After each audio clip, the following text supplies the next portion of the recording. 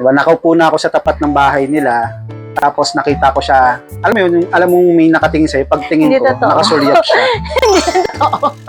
Hindi totoo. Napatingin lang ako sa kanya. Oo nga, I mean, nakatingin pinipilit siya. Hello, good afternoon. Ako po si Abraham Barana II. At ako po si Diana Barana. So, bale, kami, 16, 17. 17 years na po kami magkasama. Bale, 9 years na kaming kasal. Then, yung 17 years is yung buong pagsasama namin bilang mag-partner.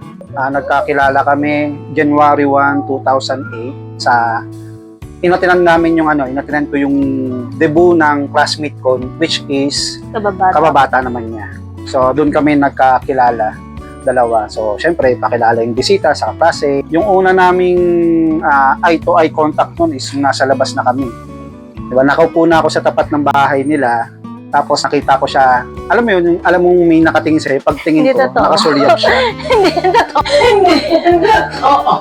Hindi totoo. Napatingin lang ako sa kanya. Oo nga, I mean, nakatingin pinipilit siya. Nakatingin siya. Pagtingin ko, bigla siyang umiwas ng tingin. So, yun yung first eye-to-eye contact namin.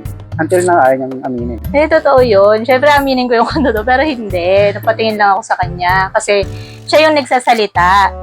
Pero ini-insist niya na tinitigan ko siya. Pero dun kami unang nagkakilala dun sa debut nung kababata ko. Tapos, hinatid namin sila nung gabi, pauwi. Kinurot ko sila isa-isa. Ano sabi mo? So, yun yung first move niya sa yung kurot. Oo. Tapos yun, kinabukasan, pagpasok namin sa school, doon ko na kinuha yung number niya, doon sa classmate ko na kababata naman yan, na kapitbahay din naman yun. Tapos, yun na, nag-start na kami, nagsisend na siya ng mga quotes, magka-textmate kami, minsan nagtatawagan kami, pero hindi kami nagliligawan.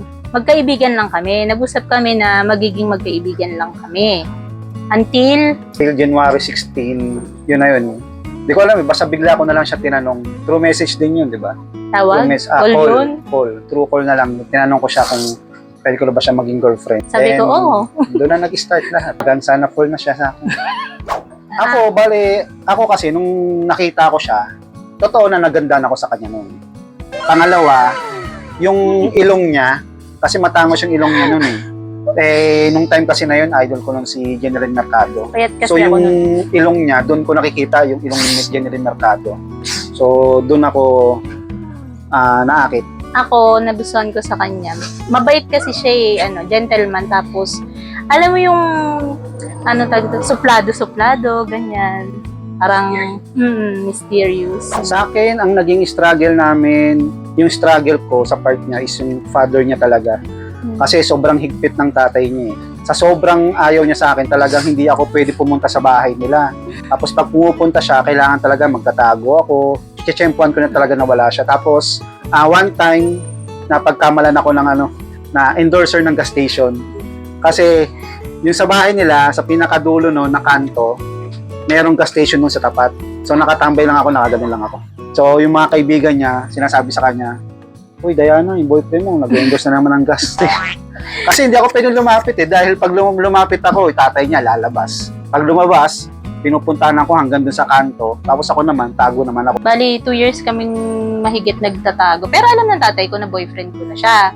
Ayaw lang talaga sa kanya. So, nagtatago kami. Natanggap siya ng tatay ko September 1, 2010. Bago ako mag-birthday, September 3, birthday ko yon. Natanggap siya ng tatay ko ng September 1, tapos after 7 months, namatay na yung tatay ko. At least kahit papano na natanggap mo na bago mawala. Pero nung natanggap naman siya, mahal naman siya ng tatay ko. Nagpapasalamat din kami kasi bago namatay nga yung tatay ko, natanggap talaga siya. Meron pang 7 months na pinagsamahan sila. So, hindi sumuko kasi syempre, unang-una, dahil mahal pa naman talaga siya.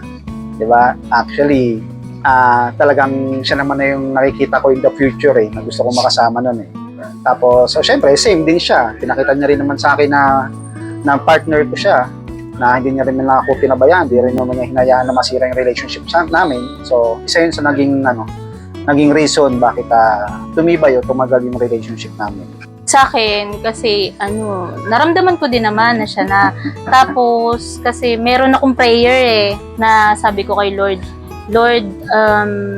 ibigay mo sa akin yung tao na para sa akin talaga, galing sa'yo. Gusto kong malaman na galing sa'yo. So, sabi ko, simpleng-simple lang. Lord, kailangan manggaling sa bibig niya na ako ang bigay sa'yo ni Lord. Tapos, gumawa ako ng letter. May letter akong ginawa noon. Sabi ko, ibibigay ko to Lord dun sa taong magsasabi sa akin nung ako ang bigay sa'yo ni Lord. Ako ang binigay sa'yo ni Lord. Sinabi niya yun sa akin. That was 2006, ginawa niya yung letter na yun. So 2008 nung naging kami. 2006 ako nagsulat, 2008 kami nagkakilala. Hindi naman siya yung first boyfriend ko. Pero siya lang yung sumagot doon sa prayer ko kay Lord. Kaya sa kanya ko talaga binigay. Yun naman yung promise ko din kay Lord na kung sino yung magsasabi sa akin na akong bigay ni Lord sa'yo, doon ko talaga ibibigay. September 16, kinasal kami. 2016 din. Tapos, kinasal kami, buntis na ako kay Summer. Pero yung struggle talaga namin, bago pa kami ikasal, nahihirapan ako mag-conceive. Parang doon kami sinubok. Siyempre, wala pa naman kami talaga kay Lord. Hindi ko masasabi na Christian na talaga akong totoo. So, para sa akin, wala naman din talaga yung kasal. Nag-start na parang inuna namin magka-baby bago yung kasal. So, hindi kami talagang nahihirapan ako mag-conceive. Parang nawawala na kami ng pag-asa. So, pinagdasal ko na, Lord, kung ibibigay mo, ibigay mo. Kung hindi mo na ibibigay, hindi na po ako aasa. Parang tinanggap ko na, kaming dalawa na lang, Lord, kung kami na lang. Pero, ang ano kasi nun, wag nang mabuo kung mawawala din. Kasi masakit So, bigla na naman akong, eto na, buntis na ako kay Summer. Doon namin napag-desisyonan, magpakasal na tayo.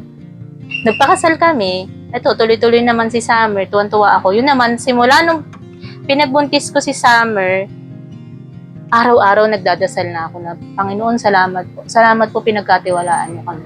Salamat po sa buhay ng baby namin, kahit hindi ko pa alam yung gender niya. Basta araw-araw yan, hanggang pinanganak ko naman siya, nagdadasal ako. Tulad ng ibang mag-asawa, so sinubok din kami noong October 2023 na muntikan na kami literal na maghiwalay talaga.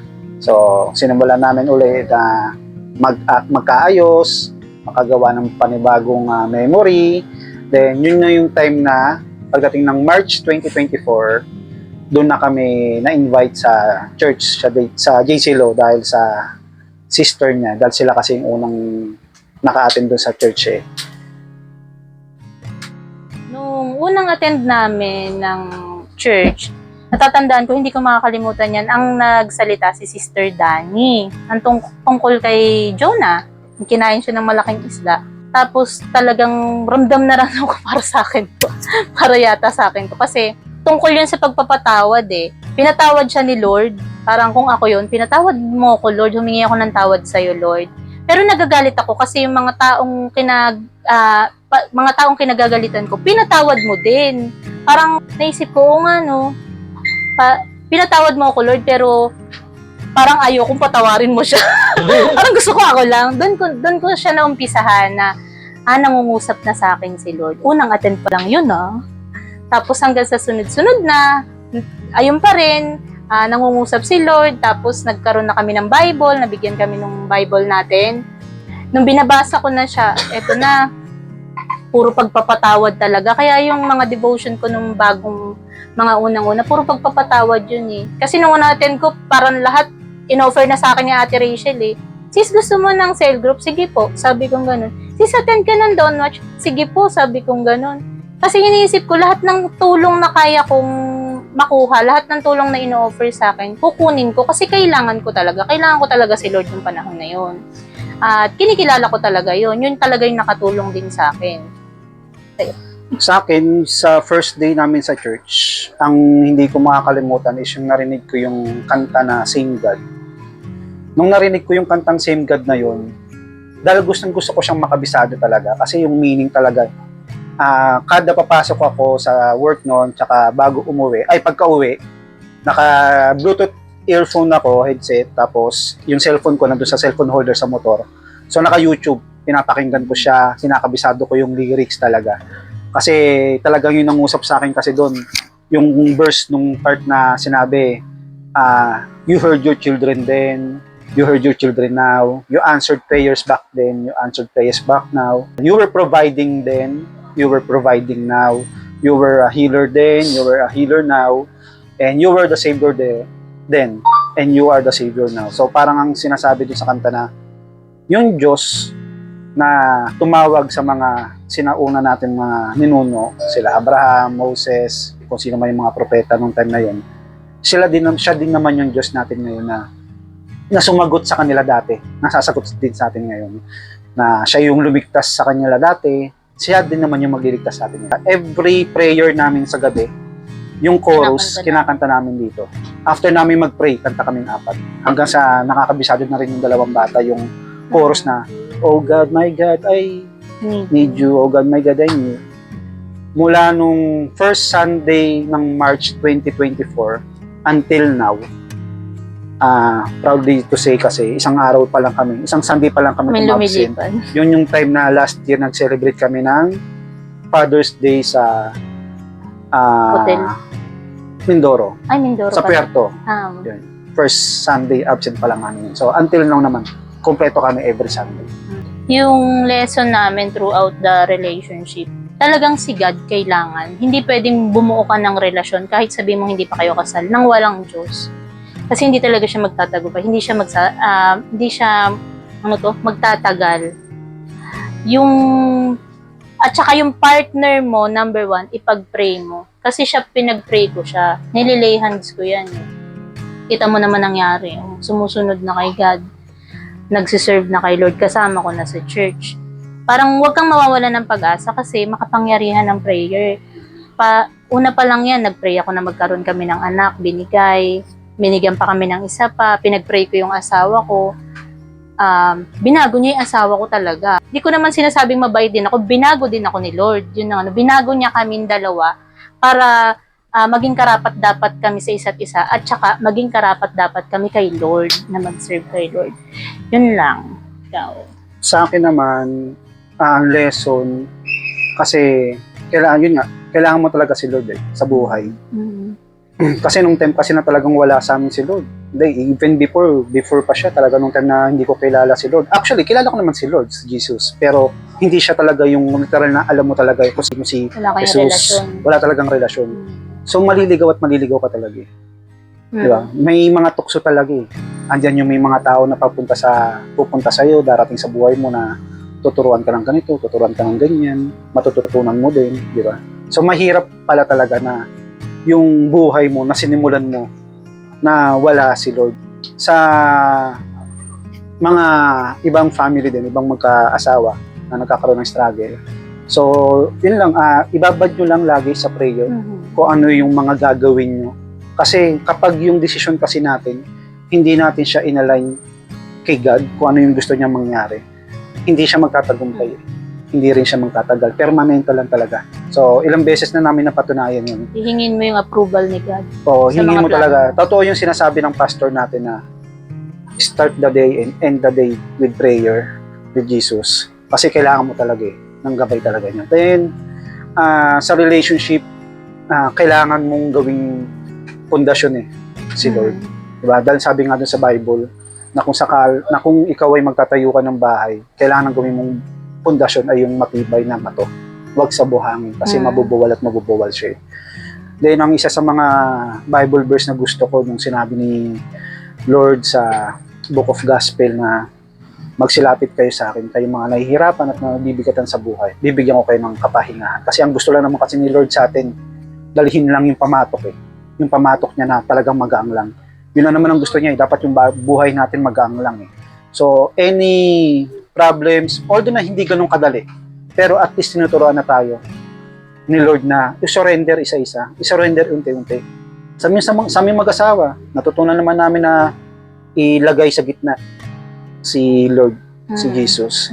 Kasi mahirap talaga na wala Actually, sinabi ko nga sa kanya yan Ang hirap na nang walang Diyos. Lord, walang Diyos sa buhay. Kahit na may, actually, until now naman, meron naman mga problems hindi lang naman sa mga bad thoughts na nakaraan Pero still, hindi kami nawawalan ng pananampalataya kay Lord na meron siyang gagawin.